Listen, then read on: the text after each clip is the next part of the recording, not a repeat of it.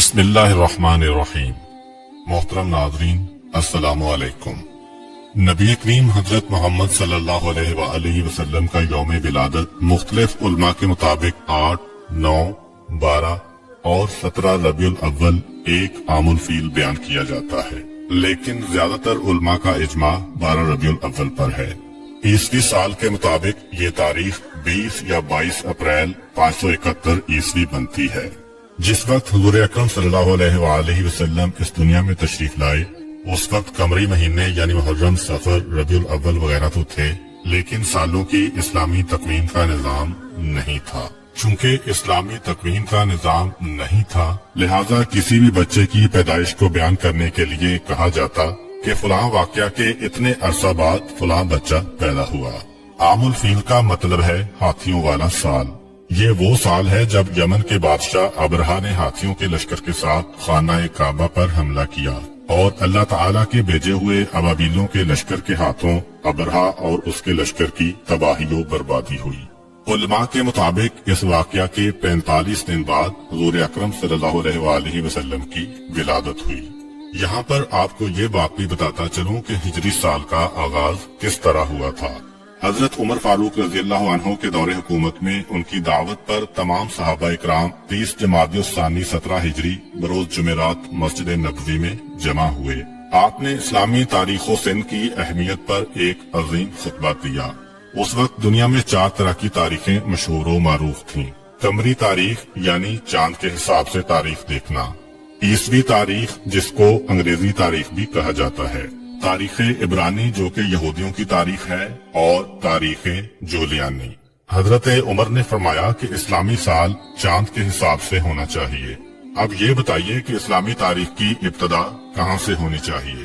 بعض حضرات صحابہ رضی اللہ عنہم نے فرمایا حضور اکرم صلی اللہ علیہ وآلہ وسلم کی ولادت باسعادت سے شروع ہونی چاہیے۔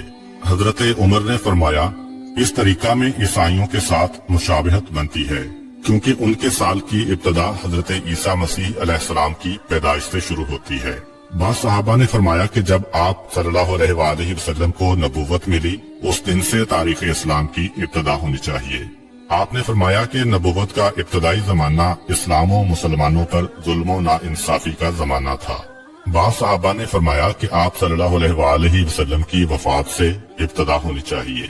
حضرت عمر نے اس رائے کو بھی رد فرما دیا اور فرمایا کہ آپ صلی اللہ علیہ وآلہ وسلم کی وفات امت مسلمہ کے لیے حادثہ کبریٰ اور نقصان عظیم تھا، اس سے تاریخ اسلامی کی ابتدا مناسب نہیں۔ پھر حضرت عمر فاروق نے خود فرمایا کہ تاریخ اسلامی کی ابتدا ہجرت سے شروع ہونی چاہیے، اس لیے کہ ہجرت ہی سے حق و باطل کے درمیان فرق و امتیاز قائم ہوا اور ہجرت ہی سے اسلام کو فتوحات ملی۔ اب پھر سوال پیدا ہوا کہ اسلامی تاریخ کی ابتدا کس مہینے سے ہو؟ بعض نے کہا کہ رمضان سے اسلامی سال شروع ہونا چاہیے۔ حضرت عثمان غنی رضی اللہ عنہ نے فرمایا جس مہینہ میں حضور صلی اللہ علیہ وآلہ وسلم نے ہجرت فرمائی اسی مہینہ سے اسلامی سال شروع ہونا چاہیے۔ حضور اکرم نے ربیع الاول کے مہینہ میں ہجرت فرمائی، لیکن ہجرت کا ارادہ ماہ محرم ہی میں کر چکے تھے، اس لیے اسلامی تاریخ کے سال کی ابتدا محرم الحرام سے شروع ہونی چاہیے۔ لہذا اسلامی سال کی ابتدا محرم الحرام سے ہونا طے پا گیا، چنانچہ اس طرح اسلامی سال کو ہجری سال کا نام دیا گیا اور اس کو اردو میں ہے سے اور انگلش میں AH سے ظاہر کیا جاتا ہے۔ حضور اکرم صلی اللہ علیہ وآلہ وسلم کے والد کا نام حضرت عبداللہ اور آپ کی والدہ کا نام حضرت آمنہ بنت وہب تھا۔ حضور اکرم کی ولادت سے پہلے ہی آپ صلی اللہ علیہ وآلہ وسلم کے والد حضرت عبداللہ کا انتقال ہو گیا تھا اور آپ ابھی 6 سال کے تھے کہ آپ کی والدہ حضرت آمنہ بھی اس دنیا سے رخصت ہو گئیں۔ اس کے بعد 8 سال کی عمر تک آپ کی پرورش آپ کے دادا حضرت عبد المطلب نے کی۔ 8 سال کی عمر میں آپ کے سر سے دادا کا سایہ بھی چھن گیا اور پھر 8 سال کی عمر سے لے کر جوانی تک آپ اپنے چچا حضرت ابو طالب کے زیر کفالت رہے۔ جس رات آپ دنیا میں تشریف لائے تو اللہ تعالیٰ نے بہت سے معجزات دنیا کو دکھائے۔ فارس کا آتش کدہ جس میں 1000 سال سے آگ روشن تھی اور فارسی اس آگ کی پوجا کرتے تھے، وہ اچانک بجھ گئی۔ کسرا کا محل 2 حصوں میں تقسیم ہو گیا اور 14 کنگرے ٹوٹ کر زمین پر گر پڑے۔ دریائے ساوا جو صدیوں سے خشک پڑا تھا اس میں پانی جاری ہو گیا، اور دریائے سماوا جس میں ہمیشہ سے پانی جاری تھا ایک مرتبہ اس میں پانی خشک ہو گیا۔ جتنے بھی دنیا میں بت کدے تھے ان میں موجود بت منہ کے بل زمین پر گر گئے، اور دنیا میں جتنے بھی بادشاہوں کے تخت تھے وہ پائے ٹوٹنے کی وجہ سے زمین پر آ کر گر گئے۔ جتنے بھی ساحر، جادوگر، کاہن اور منجم تھے ان کا علم جواب دے گیا تھا۔ زبان سے غیب کی خبریں بتانے والے ایک رات کے لیے گونگے ہو گئے تھے، خاص طور پر وہ کاہن جن کے ہمزاد آسمانوں سے ان کے لیے خبریں لاتے تھے، ان کی اور ان کے ہمزاد کی ملاقات کا سلسلہ ختم ہو گیا تھا۔ مکے کی سرزمین سے ایک ایسا نور ظاہر ہوا جس کی روشنی اتنی دور تک تھی کہ مکے کے لوگوں نے مکے میں بیٹھ کر شام کے محلات کا اپنی آنکھوں سے جائزہ لیا، اور ساری رات ستارے اس کثرت کے ساتھ ٹوٹ کر گرے کہ لوگ پریشان ہو کر ایک دوسرے سے سوال کر رہے تھے کہ آج کی رات کیا واقعہ پیش آیا ہے۔ عمرو بن امیہ جو ایک مشہور کاہن تھا، اس سے لوگوں نے پوچھا کہ یہ ستارے مسلسل کیوں ٹوٹ رہے ہیں؟ اس نے کہا وہ مشہور ستارے جن کی مدد سے لوگ راستہ معلوم کرتے ہیں، گرمی اور سردی کے حالات پتہ چلتے ہیں، جا کر دیکھو، اگر وہ ستارے ٹوٹے ہیں تو سمجھ لینا کہ یہ رات اس کائنات کی آخری رات ہے، کیونکہ یہ قیامت کی نشانی ہے، اور اگر وہ ستارے اپنی جگہ پر باقی ہیں اور دوسرے ستارے ٹوٹ رہے ہیں تو سمجھ لینا کہ آج دنیا میں کوئی بہت عجیب و غریب واقعہ پیش آیا ہے۔ جب لوگوں نے دیکھا کہ وہ مشہور ستارے اپنی جگہ پر قائم ہیں تو انہیں یقین ہو گیا کہ آج کی رات کوئی نہ کوئی عظیم واقعہ پیش آیا ہے۔ تاریخ یہ بھی بتاتی ہے کہ آسمان سے ملائکہ کی ٹولیاں تسبیح و تقدیس کے گیت گاتی ہوئی زمین کی جانب آ رہی تھیں۔ ان غیر معمولی واقعات کو دیکھ کر جہاں انسان حیران تھے وہاں شیطان بھی پریشانی اور حیرت میں مبتلا تھا۔ اس نے اپنے چیلوں کو جمع کیا اور ان سے کہا کہ پتہ کرو ماجرا کیا ہے۔ شیطان کے چیلوں نے ساری دنیا گھومی اور صبح کے وقت ناکام واپس لوٹے، اور شیطان کو بتایا کہ انہیں کچھ پتہ نہیں چل سکا۔ اس کے بعد شیطان نے خود نکلنے کا فیصلہ کیا اور سوچا کہ آسمان پر جا کر دیکھتا ہوں کہ فرشتوں میں کیا بات چل رہی ہے۔ اس وقت شیطان کو چوتھے آسمان تک کی رسائی حاصل تھی، لیکن آج چوتھا آسمان تو کیا، پہلے آسمان پر ہی فرشتوں نے اسے روک لیا اور آتشی ہتھیاروں سے اسے بھگا دیا۔ اس کے بعد شیطان زمین کی سیر کے لیے نکلا اور حرم کی سرزمین میں داخل ہونے کی کوشش کی، لیکن وہاں بھی فرشتوں نے اسے روک لیا۔ اس کے بعد وہ مکے کی پچھلی جانب جبل نور پر پہنچا جہاں غار حرا ہے اور جہاں حضور اکرم صلی اللہ علیہ وآلہ وسلم پر پہلی وحی نازل ہوئی تھی۔ وہاں اس نے اپنے آپ کو ایک چھوٹی سی چڑیا کے روپ میں تبدیل کیا اور پھر حرم میں داخل ہونے کی کوشش کی۔ اس مرتبہ حضرت جبرائیل علیہ السلام نے اسے پہچان لیا اور اسے وہاں سے بھگا دیا۔ شیطان نے حضرت جبرائیل علیہ السلام سے پوچھا، اے جبرائیل، آج کون سا ایسا واقعہ پیش آیا ہے کہ مجھے آسمانوں پر جانے سے بھی روک دیا گیا اور اب ایک چڑیا کے روپ میں بھی حرم میں داخل نہیں ہونے دیا گیا؟ حضرت جبرائیل علیہ السلام نے فرمایا کہ آج انتہائی مقدس رات ہے، آج سرکار انبیاء حضرت محمد صلی اللہ علیہ وآلہ وسلم کی ولادت کی رات ہے، ان کی ولادت ہونے والی ہے، اس لیے تجھے اس مقام پر داخلے سے روک دیا گیا ہے۔ شیطان نے حضرت جبرائیل علیہ السلام سے پوچھا کہ اے جبرائیل، یہ تو بتا دو کہ اس پیدا ہونے والے بچے پر میرا کوئی بس چلے گا کہ نہیں، میں انہیں بہکا سکوں گا کہ نہیں؟ حضرت جبرائیل علیہ السلام نے کہا کہ اس نور پر تمہارا کوئی بس نہیں چلے گا۔ پھر شیطان نے پوچھا کہ اے جبرائیل، کیا ان کا کلمہ پڑھنے والے میرے بہکاوے میں آ جائیں گے کہ نہیں؟ حضرت جبرائیل نے کہا، اے شیطان، رسول تو رسول، ان کے کلمہ پڑھنے والے پر بھی تمہارا بس نہیں چلے گا جب تک کہ اس کے دل میں اس دنیا کی محبت نہ پیدا ہو جائے۔ جب دنیا کی محبت پیدا ہو گئی تو شیطان اس کو اپنا غلام بنا لے گا۔ حضور اکرم صلی اللہ علیہ وآلہ وسلم کی والدہ جناب آمنہ کہتی ہیں کہ دوران حمل مجھے کبھی کوئی گرانی یا تکلیف محسوس نہیں ہوئی، اور نہ کبھی کوئی ایسا احساس ہوا جو پہلے بچے کی ولادت کے وقت عرب کی عام عورتیں بیان کیا کرتی تھیں۔ آپ فرماتی ہیں کہ میں اور فاطمہ بنت اسد کمرے میں بیٹھی تھیں کہ اچانک کمرے کی روشنی میں اضافہ ہونے لگا اور ایسا لگا کہ یہ کمرہ آنکھوں سے پوشیدہ ہوتا جا رہا ہے۔ جناب فاطمہ بنت اسد یہ منظر دیکھ کر گھبرا گئیں، اپنی جگہ سے اٹھیں کہ گھر کے مردوں کو جا کر بتائیں۔ حضرت ابو طالب کو آواز دی اور جو دیکھا تھا وہ بیان کیا۔ حضرت ابو طالب نے کہا، فاطمہ گھبراؤ نہیں، یہ سارا منظر اس نور کی وجہ سے ہے جو اس دنیا میں تشریف لانے والا ہے۔ حضرت آمنہ کہتی ہیں کہ ادھر حضرت فاطمہ بنت اسد باہر نکلیں، ادھر ایک سفید پرندہ نظر آنے لگا۔ عجیب بات یہ ہے کہ مکان کی چھت بھی غائب ہو گئی ہے اور ہر طرف اس قدر نور ہے کہ جس نے میرے ارد گرد کی تمام چیزوں کو پوشیدہ کر دیا ہے، اور اب میں گویا 7ویں آسمان تک کا مشاہدہ کر رہی ہوں۔ جناب آمنہ کہتی ہیں کہ اس وقت ایک سفید پرندہ آیا، اس نے اپنے جسم کو میری پیشانی سے مس کیا۔ جیسے ہی اس نے اپنا جسم میری پیشانی کے ساتھ مس کیا، میرے گرد جتنا نور تھا وہ سمٹ کر میری پیشانی میں جمع ہو گیا۔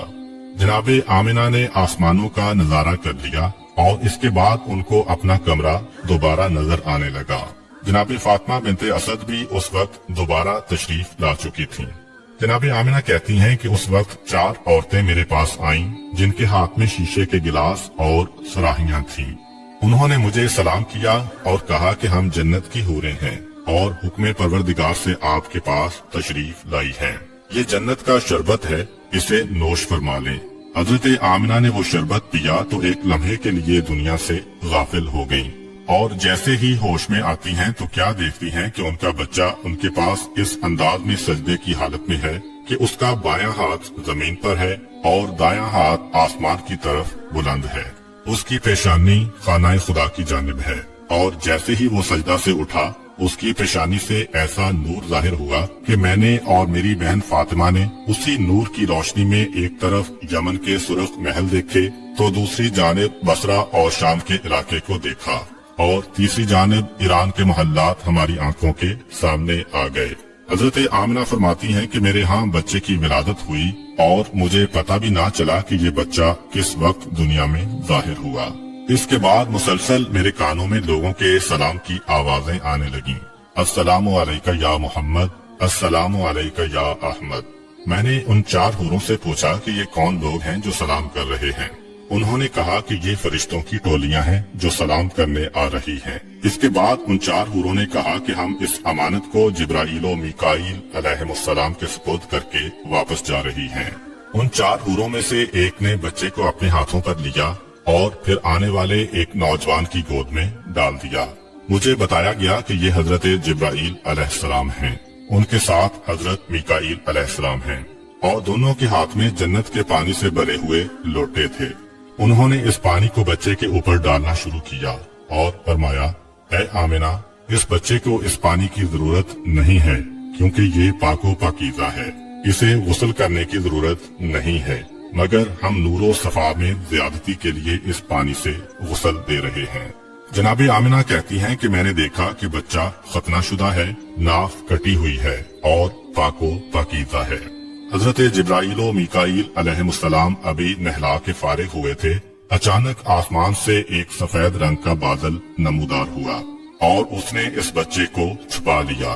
اس کے بعد میرے کان میں کسی نے کہا کہ اسے لے جاؤ اور دنیا کے پہاڑ اور جنگل دکھاؤ، اور ہر ایک سے کہو کہ یہ تمہارا آقا اور سردار ہے، تمہیں اس کی اطاعت کرنا ہے۔ ایک لمحے بعد وہ بادل جس نے بچے کو پوشیدہ کیا ہوا تھا ہٹا، اور بچہ سبز رنگ کے ایک گہوارے میں لیٹا ہوا نظر آیا۔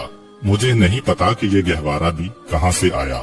بچے کے ہاتھ میں 3 چابیاں ہیں، اور کسی نے بآواز بلند کہا، اس میں سے ایک چابی فتح و نصرت کی ہے، دوسری چابی دنیا کے نفعات کی ہے، جو اس کے ساتھ چلے گا وہ نفع حاصل کرے گا، اور جو اس سے منہ موڑے گا وہ نقصان اٹھائے گا، تیسری چابی نبوت کی چابی ہے، بس نبوت کے سلسلے کو اس نے قفل لگا دیا، اس کے بعد کوئی نبی نہیں آئے گا۔ یکایک میں نے دیکھا کہ ایک دوسرا بادل نیچے آیا اور اس نے پھر اس بچے کو پوشیدہ کر دیا۔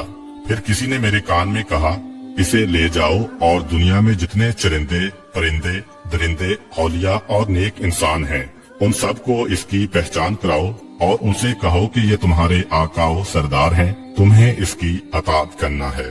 تھوڑی دیر بعد وہ بادل بھی ہٹ گیا اور میرا بچہ اسی انداز میں گہوارے میں لیٹا ہوا ہے، اور اب اس کے سرہانے 3 آدمی کھڑے ہیں۔ ان میں سے ایک کے ہاتھ میں شیشے کی بنی ہوئی ایک سراہی ہے، दूसरे के हाथ में मोतियों का बना हुआ एक चौकोर तश्त है और तीसरे के हाथ में एक सफेद रुमाल है। उसी वक्त मेरी निगाह मेरे बच्चे की जानिब गई तो मैंने देखा कि मेरे बच्चे के दूसरे हाथ में भी एक सफेद रुमाल है, यानी एक हाथ में 3 चाबियां हैं और दूसरे हाथ में सफेद रुमाल। और कोई कह रहा है कि अब दुनिया इसके कब्जे में है कि दुनिया में जिसे चाहे दुनिया से महरूम करे। फिर वो 3 आदमी आगे बढ़े और मोतियों का तश्त बच्चे को पेश किया और कहा कि इसमें से जिस हिस्से को चाहो पकड़ सकते हो। बच्चे ने तश्त के बीच में हाथ डाला, जो बच्चे की फितरत के बिल्कुल खिलाफ है, क्योंकि चारों तरफ सफेद मोती लगे हुए हैं और दरमियान वाला हिस्सा खाली है। पुकारने वाले ने पुकारा कि इसने दुनिया में से खाना काबा का इंतखाब कर लिया है। फिर बच्चे को उसी तश्त में बिठाया गया और उनमें से एक आदमी ने बच्चे को उसी पानी से एक मर्तबा फिर नहलाया जो जिब्राइल अलैहिस्सलाम लेकर आए थे। फिर मैंने देखा कि तीसरे आदमी ने उस सफेद रुमाल को खोला, उसमें से एक अंगूठी निकली। उस अंगूठी को बच्चे के दोनों शानों के दरमियान रखकर दबाया और जब अंगूठी को वहां से हटाया तो मोहरे नबूवत वहां पर सब्त हो चुकी थी। उस वक्त पुकारने वाले ने पुकारा कि ये रिजवान जन्नत है जो इस वक्त रसूल को गुस्ल देने के लिए आया था। यकायक मैंने देखा कि वो तीनों इस मकान से गायब हो गए। जनाबे आमिना कहती हैं कि इस दौरान जबकि मेरे कमरे में इस तरह के मौजज़ात पेश आ रहे थे, मक्के की सरजमीन पर भी कुछ अजीबो गरीब वाकयात पेश आए। सुबह का वक्त है, मक्के के काफिर अपने घरों में आराम कर रहे हैं और हुक्म परवरदिगार से जन्नत से इस दुनिया के लिए 4 झंडे भेजे गए। पहला झंडा कोहे काफ पे लगाया गया, दूसरा झंडा कोहे अबू कुबैस पर लगाया गया, तीसरा झंडा खाना काबा की छत पर लगाया गया और चौथा झंडा बैतुल मुकद्दस पर लगाया गया। जिब्राइल अलैहिस्सलाम उस वक्त जन्नत से एक कंदील, एक शमादान और एक झालर लेकर आए और उसे काबे के दरवाजे पर लटका दिया गया और परवरदिगार की जानिब से जन्नत से याकूत सुर्ख का बना हुआ एक खैमा हजरत अब्दुल मुत्तलिब की खिदमत में भिजवाया गया। यानी आज की रात मक्के की सजावट हो रही है, मक्के को सजाया जा रहा है। सुबह के वक्त मक्के वाले उठते हैं और हैरान हो जाते हैं कि रात के वक्त हमने आसमान पर अजीबो गरीब वाकयात का मुशाहिदा किया था, मगर अब तो हमारे ही शहर में ये कंदील कहाँ से आई? काबे के दरवाजे पर लटकने वाला इतना खूबसूरत झालर कहाँ से आया? ये खूबसूरत झंडे कौन लगा गया? और जब हजरत अब्दुल मुत्तलिब के घर के सहन में याकूत सुर्ख का खैमा देखा तो अक्सर सरदाराने मक्का के दिल में हसद की आग भड़क उठी कि जो चीज है वो अब्दुल मुत्तलिब को ही मिल रही है, जो नेमत भी है उन्हीं को मिल रही है। तो वो दुश्मनी का सिलसिला जो चाहे जमजम खोदते वक्त शुरू हुआ था वो मजीद बढ़ गया। गर्ज ये कि जब रात खत्म हुई और रसूल खुदा की विलादत हो चुकी थी, सारा मक्का जगमगा रहा था और हजरत अब्दुल मुत्तलिब अपने मकान में ये इंतजार कर रहे हैं कि मेरी बहू आमिना की तरफ से मुझे क्या पैगाम मिलता है। दूसरी तरफ सारा मक्का काबे के बाहर जमा है। एक यहूदी आलिम खाना खुदा के बाहर बेचैनी और बेकरारी के आलम में टहल रहा है और एक एक से सवाल कर रहा है कि क्या कल तुम्हारे यहाँ तो किसी बच्चे की विलादत नहीं हुई? सब लोग उसे पागल समझ रहे हैं कि इस सवाल का मकसद क्या है। उसने कहा कि मेरा इल्म गवाही दे रहा है कि कल मक्का में कोई बच्चा पैदा हुआ है, तो बस बनी इसराइल से पैगंबरी खत्म हो गई है। यहूदियों के लिए हमेशा हमेशा की जिल्लत उनका मुकद्दर बन चुकी है। मुझे परेशानी इसी बात की है। वो बेचैनी से टहल रहा है कि मेरा कबीला हमेशा हमेशा के लिए जलील होने वाला है, पैगंबरी हम में से खत्म होने वाली है। बार बार आता है और हर एक से सवाल करता है कि खुदा के लिए बता दो, तुम में से किसी के यहाँ बच्चे की विलादत तो नहीं हुई? हर एक ना में जवाब देता है। आखिर में घबरा के कहता है कि कोई यहाँ आने से बाकी तो नहीं बचा।